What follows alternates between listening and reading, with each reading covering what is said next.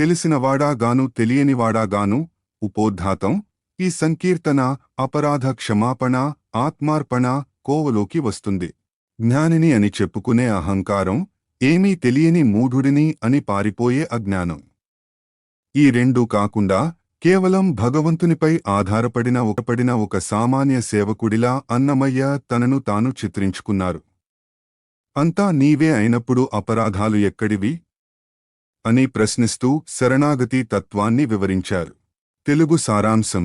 ఓ స్వామి, నేను అంతా తెలిసిన జ్ఞానిని కాదు, ఏమీ తెలియని అజ్ఞానిని అంతకంటే కాదు. లోకరీతిగా ఒక మాట నీకు విన్నవించుకుంటున్నాను అంతే.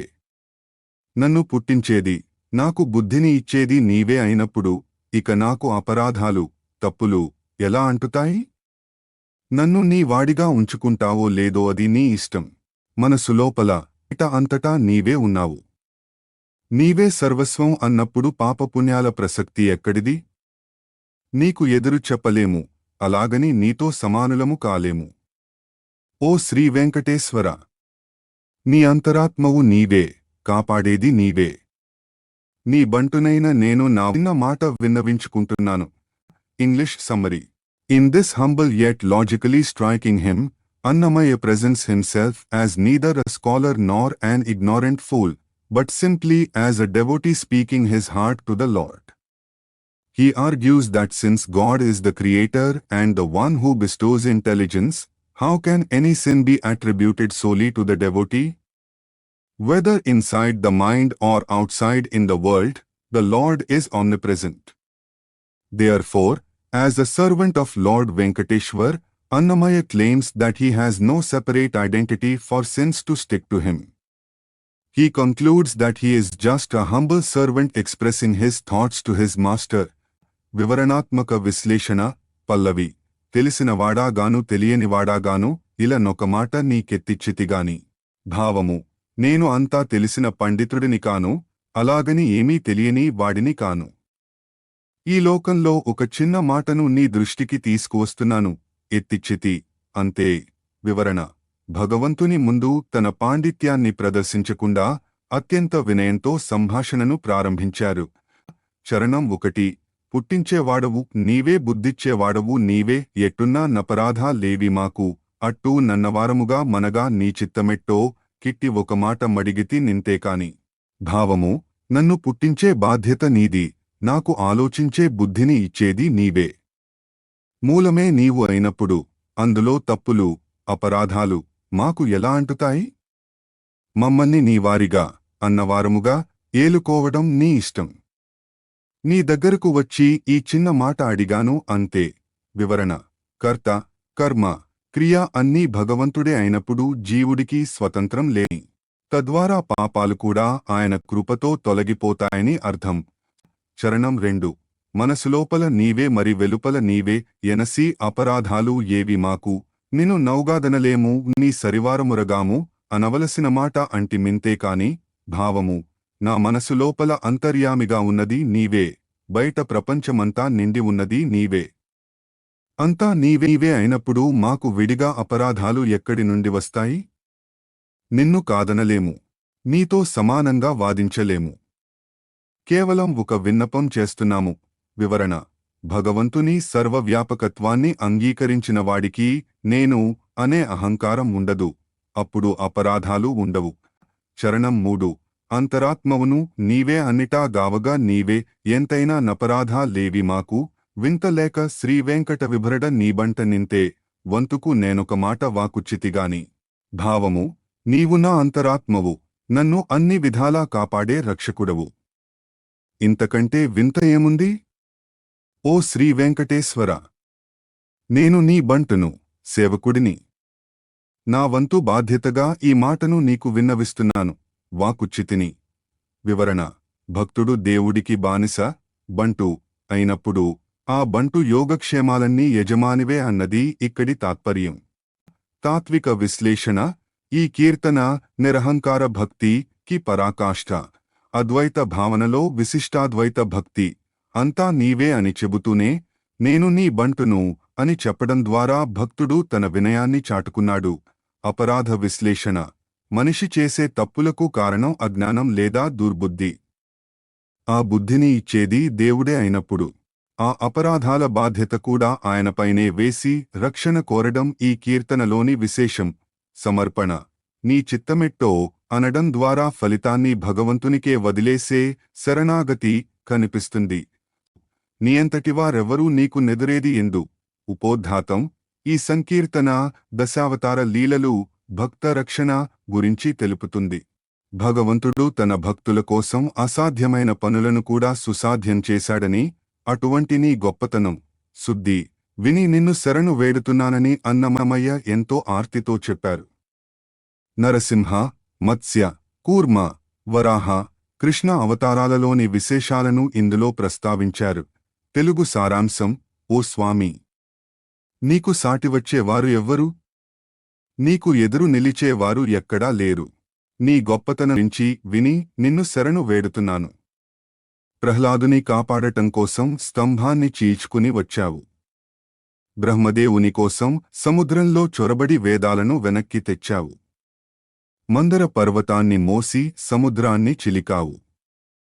హిరణ్యాక్షుడు భూమిని చాపలా చుట్టి తీసుకెళ్తే తిరిగి తెచ్చి నిలిపావు. పాండవుల పక్షాన నిలిచి వారిని గెలిపించి రాజ్యాన్ని ఇప్పించావు. ఇప్పుడు శ్రీవేంకటాద్రిపై మా కోసం ప్రత్యక్షమై మమ్మల్ని కరుణిస్తున్నావు. English summary. In this powerful hymn, Annamaya extols the matchless supremacy of Lord Venkateshwar. He declares, "Who can equal you? Who can oppose you?" He recalls various avatars, bursting from a pillar for Prahlad, Narsimha, retrieving from the ocean, Matsya, churning the ocean with the mountain, Kurma, and rescuing the earth from the depths, Varha. He also mentions the Lord's partiality towards the Pandavas during the Kurukshetra war.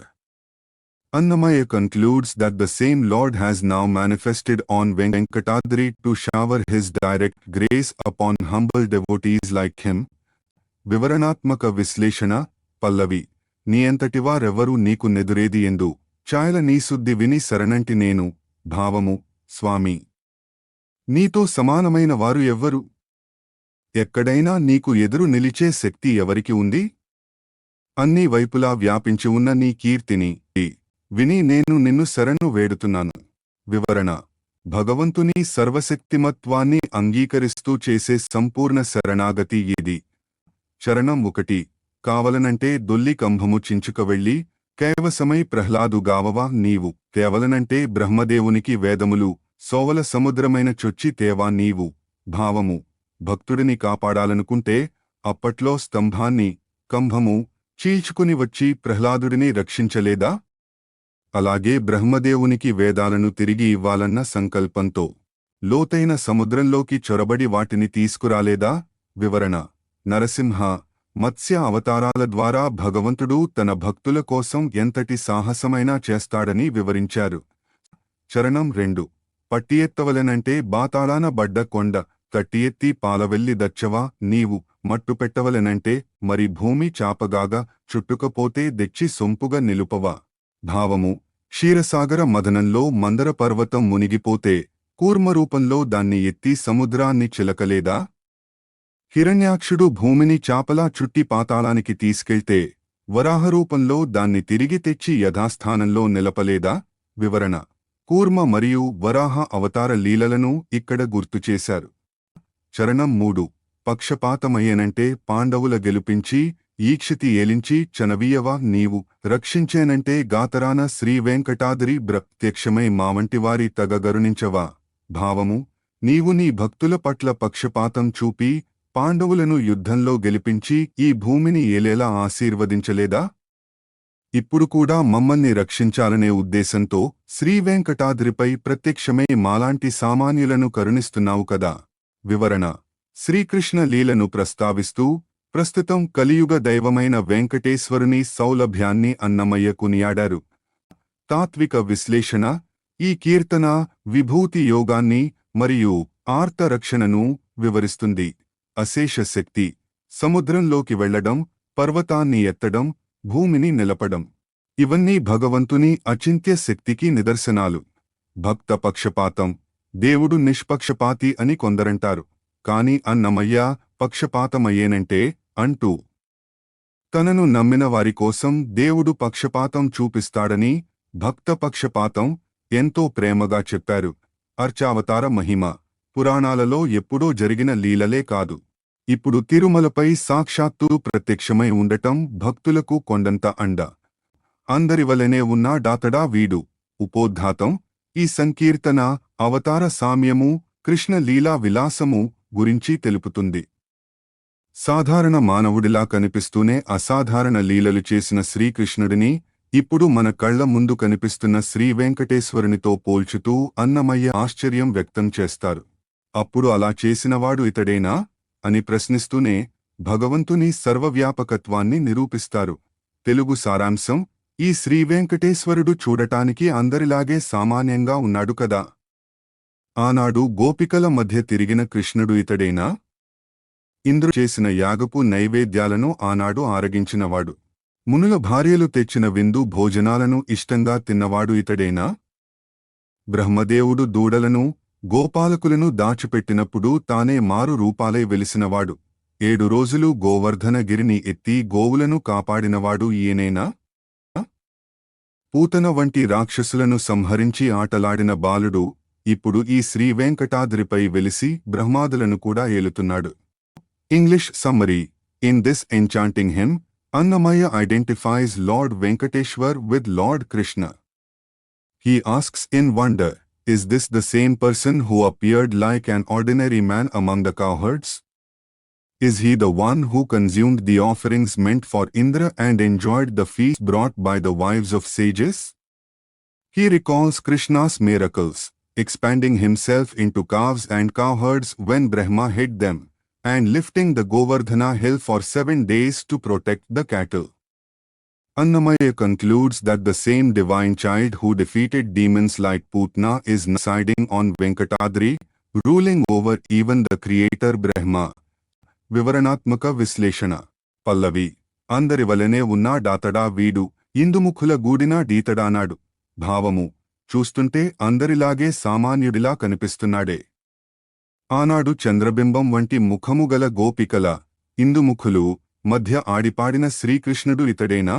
వివరణ: భగవంతుడు మానవరూపంలో వచ్చినప్పుడు ఆయన దైవత్వాన్ని గుర్తించడం కష్టం.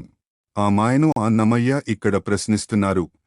చరణం 1: ఇందరూ నేటేట జేసే ఇంద్రయాగపు ముద్దలు అందుకుని యారగించినాతడా వీడు, చెంది మునులసుతుల సతదెప్పించుక మంచి విందులారగించినాడు వీడానాడు. భావము: ప్రతి ఏటా ఇంద్రుడి కోసం చేసే యాగపు నైవేద్యాలను, ముద్దలు తానే ఆరగించినవాడు ఇతడేనా? అలాగే మునుల భార్యలు, ముని పత్నులు ఎంతో భక్తితో తెచ్చిన విందు భోజనాలను ఇష్టంగా తిన్నవాడు ఈ వెంకటేశ్వరుడేనా? వివరణ: కృష్ణావతారంలో ఇంద్రయాగాన్ని ఆపి గోవర్ధన పూజ చేయించి ఆ నైవేద్యాన్ని తానే స్వీకరించిన ఘట్టాన్ని ఇక్కడ గుర్తు చేశారు. చరణం 2: తొలుత బ్రహ్మ దాచిన దూడలకు బాలులకు అలరి మారు గడించినాతడా వీడు, నిలుచుం 7 దినాలు నెమ్మదివేళ గొండెత్తి ఇలా నావులగాచినా డీతడానాడు. భావము: బ్రహ్మదేవుడు పరీక్షించదలచి గోవులను, పిల్లలను దాచినప్పుడు తానే అన్ని రూపాలై మారు గడించి ఏడాదిపాటు వెలిసినవాడు ఇతడేనా? 7 రోజులపాటు అలసట లేకుండా చిటికెన వేలితో కొండను, గోవర్ధనగిరి ఎత్తి గోవులను, ప్రజలను కాపాడినవాడు ఇతడేనా? వివరణ: భగవంతుని సర్వవ్యాపకత్వాన్ని మరియు రక్షకత్వాన్ని ఈ లీలలు నిరూపిస్తాయి. చరణం 3: బాలుడై పూతనాదుల బలురక్కసుల జంపి ఆలరి యాటలాడిన యాతడా వీడు, ఈ లీల శ్రీవెంకటాద్రి ఎక్కినాడు తొలుతే ఏలెను బ్రహ్మాదుల నీతడానాడు. భావము: చిన్న బాలుడిగా ఉంటూనే పూతన వంటి బలమైన రాక్షసులను సంహరించి ఏమీ తెలియనట్లు ఆటలాడినవాడు ఇతడేనా? ఆనాడే బ్రహ్మ వంటి దేవతలను ఏలిన ఈ స్వామి ఇప్పుడు ఈ విధంగా శ్రీవెంకటాద్రిపై వేంచేసి ఉన్నాడు. వివరణ: యుగయుగాలుగా రక్షకుడిగా ఉన్న పరమాత్మయే ఇప్పుడు కలియుగంలో వెంకటేశ్వరుడిగా వెలిశారని ముక్తాయింపు. తాత్విక విశ్లేషణ: ఈ కీర్తన అవతార ఐక్యతను బోధిస్తుంది. కృష్ణ వెంకటేశ్వర అభేదం. అన్నమయ్య దృష్టిలో కృష్ణుడు, వెంకటేశ్వరుడు వేరు కాదు. కృష్ణ లీలలన్నీ వెంకటేశ్వరునివే. మానవత్వం వర్సెస్ దైవత్వం. భగవంతుడు మన మధ్య తిరుగుతున్న అందరివలనే కనిపిస్తాడు. కాని ఆయన చేసే పనులు కొండను ఎత్తడం, రాక్షస సంహారం ఆయన పరమాత్మ తత్వాన్ని చాటుతాయి. భక్త సులభుడు, దేవతలకు అందని వాడు భక్తులు ఇచ్చే నైవేద్యాల కోసం ముని పత్నుల విందు ఎదురుచూస్తాడనే సౌలభ్య గుణాన్ని ఇక్కడ చూడవచ్చు. ఏవీ నుపాయాలుగావు ఎక్కువ భక్తే కాని ఉపోద్ఘాతం ఈ సంకీర్తన భక్తి మార్గ సులభత్వము గురించి తెలుపుతుంది. భగవంతుడిని చేరుకోవడానికి చేసే కఠినమైన యోగ సాధనలు, ఉపవాసాలు కేవలం పాండిత్యం కోసం చదివే చదువులు. ఇవన్నీ ఎంత కష్టసాధ్యమో భక్తి మార్గం అంత సులభమని అన్నమయ్య ఇందులో విశ్లేషించారు. వేరే ఇతర ఉపాయాల కంటే భక్తియే శ్రేష్టమని ఆయన సందేశం. తెలుగు సారాంశం: శ్రీహరిని చేరుకోవడానికి భక్తి మించిన మార్గం మరొకటి లేదు. ఇతర ఉపాయాలన్నీ క్లిష్టమైనవి. ప్రాణాయామం ద్వారా వాయువును జయించి భగవంతుడిని పొందాలనుకోవడం ఒక వెంట్రుకతో కొండను లాగాలనుకోవడం వంటిదే.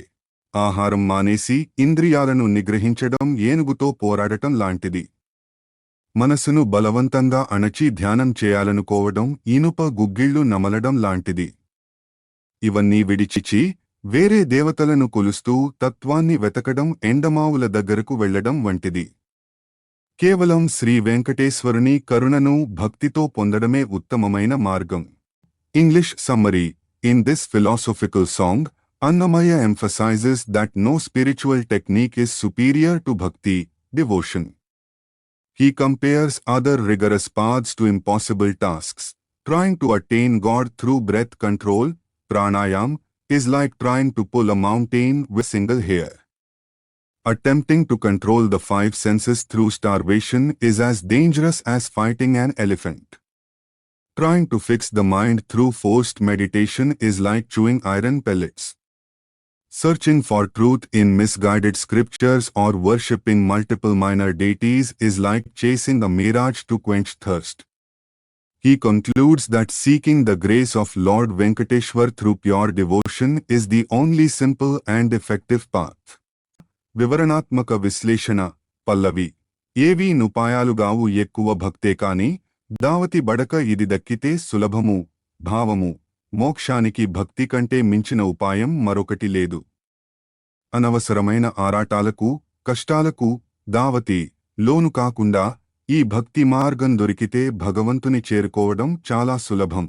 వివరణ: మిగిలిన మార్గాలన్నీ కష్టసాధ్యాలని, భక్తి మాత్రమే అందరికీ అందుబాటులో ఉండే సులభ మార్గమని పల్లవి సారాంశం. చరణం 1: ముంటిపై సుఖమందుట ముక్కున నూరుపు వట్టి దంటవాయువు గెలువ దలచేదెల్లా వెంటిక వట్టుకపోయి వెస గొండ వాకుట వెంట్ గర్మ మార్గమున విష్ణుని సాధించుట. భావము: ప్రాణాయామం చేసి గాలిని బిగబట్టి వాయువును జయించడం ద్వారా దైవాన్ని పొందాలనుకోవడం ముళ్లపై పడుకుని సుఖం వెతకడం లాంటిది. అది ఎలా ఉందంటే, ఒక వెంట్రుకను పట్టుకుని కొండను లాగాలని ప్రయత్నించినట్లు అసాధ్యం. కర్మ మార్గం ద్వారా విష్ణువును సాధించడం అంత కష్టమైన పని. వివరణ: హఠయోగం వంటి కఠిన సాధనలు సామాన్యులకు సాధ్యం కావని ఇక్కడి అర్థం.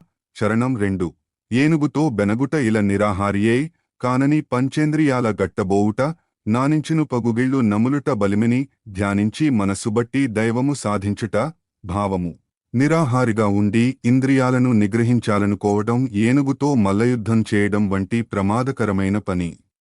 మనసును బలవంతంగా పట్టి ఉంచి ధ్యానం చేయాలనుకోవడం ఈనుప గుగ్గిళ్లు నమలడం లాంటిది. వివరణ: మనసు, ఇంద్రియాలు చాలా బలమైనవి. వాటిని భక్తి అనే ప్రేమతో లొంగదీసుకోవాలి తప్ప బలవంతంగా కాదు.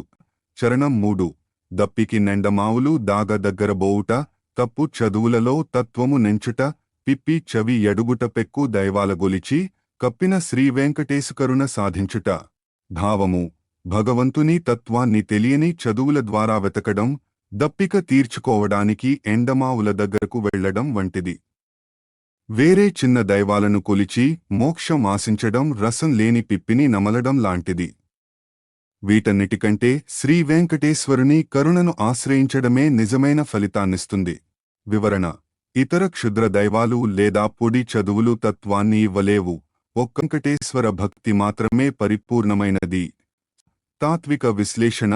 ఈ కీర్తన భక్తి మార్గ వైశిష్ట్యాన్ని చాటుతుంది. ఉపమానాల అద్భుతం. అన్నమయ్య వాడిన ఉపమానాలు వెంట్రుకతో కొండను లాగడం, ఇనుప గుగ్గిళ్లు నమలడం, కర్మ యోగ మార్గాలలోని కఠినత్వాన్ని కళ్లకు కడతాయి. అనన్య భక్తి. పెక్కు దైవాలను కొలవడం వ్యర్థమని చెప్పడం ద్వారా పరదైవమైన శ్రీమన్నారాయణునిపై ఏకాగ్రత ఉండాలని సూచించారు. సౌలభ్యం. భగవంతుడు ప్రేమ స్వరూపుడు. ఆయనను ప్రేమతో, భక్తితో సులభంగా పొందవచ్చు తప్ప కండబలంతో, ప్రాణాయామంతో జయించడం కష్టమని సందేశం. అప్పుడు దైవాలరాయడాదిమూల మీతడు. ఉపోద్ఘాతం. ఈ సంకీర్తన అర్చా సౌందర్య వర్ణన కోవలోకి వస్తుంది. వెంకటేశ్వరుడు దేవతలందరికీ రాజు, దైవాలరాయుడు, సృష్టికి మూలపురుషుడు. తిరుమలలో స్వామికి జరిగే విశేష సేవలైన పన్నీరు అభిషేకం, కర్పూర లేపనం, పునుగుకాపు వంటి అలంకారాలను ప్రకృతి వర్ణనలతో జోడించి అన్నమయ్య ఈ కీర్తనలో కళ్లకు కట్టారు. తెలుగు సారాంశం. మన వెంకటేశ్వరుడు దేవతలందరికీ ప్రభువు. ఆయనే ఆదిమూలమైన దైవం. ఇప్పుడు ఈ తిరుమల కొండపై అద్భుతమైన మహిమలతో, అలంకారాలతో వెలిగిపోతున్నాడు. ఆయనకు చేసిన పన్నీరు అభిషేకం నీలాద్రి కొండపై నుండి జలజల పారే సెలయేరులా ఉంది. స్వామికి అద్దిన తెల్లని కర్పూరం కల్పవృక్షంపై కురిసిన వెన్నెలలా మెరిసిపోతోంది. ఆ పైన అలదిన పునుగు కాపు మాణిక్యాల గనిలా ప్రకాశిస్తోంది. అట్టి శ్రీ వెంకటేశ్వరుడు అలమేలు మంగమ్మను తన వక్షస్థలంలో ధరించి సర్వశ్రేష్ఠుడై నిలిచాడు. English summary. In this magnificent song, Annamaya praises Lord Venkateshwar as the King of Gods and the primordial cause, Adimula. He vividly describes the Lord's appearance during ritualistic anointments, Kapa. The rose water, Panniru, flowing over his dark body resembles sparkling waterfalls cascading down the blue mountains, Neeladri. The white camphor, Karpura, coating his form looks like moonlight shimmering on a divine kalpavriksha tree. Finally, the fragrant civet oil, Punugu, makes him glow like a mine of rubies. Enshrining goddess Almelumanga on his chest, the Lord stands supreme as the embodiment of prosperity and grace. Vivaranatmaka Visleshana, Pallavi. Apadu Daivalaraya Dadimula Meetadu, Ippuditti Mahimala Nekkudaya Neetadu. Bhavamu. ఈ అప్పుడు శ్రీ వెంకటేశ్వరుడు దేవతలకు రాజు, సకల సృష్టికి ఆది కారణము. ఇప్పుడు ఈ తిరుమల క్షేత్రంలో ఇలాంటి దివ్య అలంకారాలతో మహిమలతో గొప్పగా ప్రకాశిస్తున్నాడు. వివరణ. స్వామి సర్వోన్నతత్వాన్ని పల్లవిలో ప్రకటించారు. చరణం 1. చేకుని తొలితొలుతే చేసిన పన్నీరు కాపు, జోక గాలువలై సోరిది జార, సైకపు నీలాద్రి నుండి జలజల బారేటి, రేకల సెలయేరుల రీతినున్నదిదివో. భావము. స్వామికి మొదటగా చేసిన పన్నీరు అభిషేకం ఆయన నల్లని దేహంపై కాలువలై జారిపోతోంది. ఇది ఎలా ఉందంటే, నీలిరంగులో ఉన్న నీలాద్రి పర్వతం మీద నుండి తెల్లని సెలయేళ్లు జలజలమని పారుతున్నట్లుగా ఉంది. వివరణ. పన్నీరు ధారలను తెల్లని సెలయేళ్లతో, స్వామి మేనను నీలాద్రి కొండతో పోల్చడం అన్నమయ్య కవితా ప్రతిభకు నిదర్శనం.